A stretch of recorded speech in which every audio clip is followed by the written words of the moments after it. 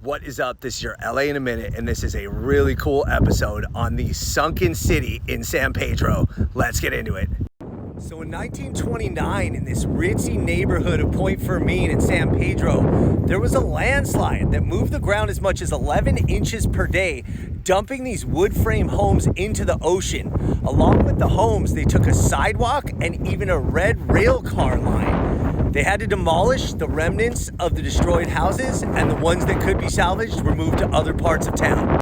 So let's back up a bit and figure out how this came to be in the first place. In the early 1920s, harbor area landowner George Peck began building some bungalows on 6 acres of land.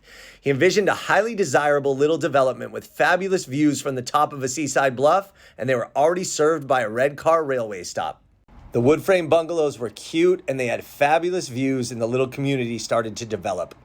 However, by January of 1929, the earth started to slip, and it wasn't an earthquake. They noticed the homes were moving fractions of an inch at a time. By early May, some homeowners had already reported gas and water line breaks, and some began to move out, though not all were immediately impacted. City engineers came out to measure, and they noticed a lateral movement of 8 inches and a vertical drop of 3 inches. Tremendous in only 4 months. By August of 1929, the movement had been described as a full-on landslide, with the earth moving towards the ocean at the rate of more than 3 inches per day.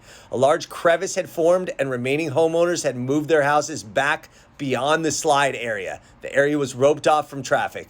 Engineers continued to monitor the situation, and retired DWP chief William Mulholland, told the LA Times that though the landslide was as inevitable as the freckles on a small boy's nose, the land probably would not fall into the sea. Subsequently, the land was abandoned, and an earthquake and flooding from storms in 1940, as well as another water main break in 1941, contributed to additional severe landslides, and the land was more unusable and mostly forgotten about. Not by teens and curiosity seekers who were drawn by its eerie appearance and spectacular bluff-top setting. It became known as Sunken City formally in the mid-'80s. The reason it collapsed was the presence of a clay called bentonite, which along with the lapping waves weakened the structural integrity.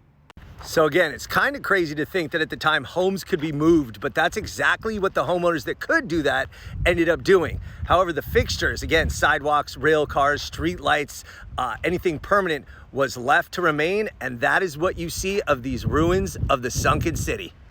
So technically the ruins are off limits and you'd be trespassing if you tried to visit.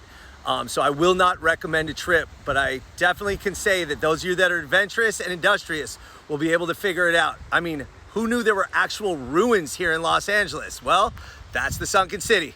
All right, LA, it's been a minute.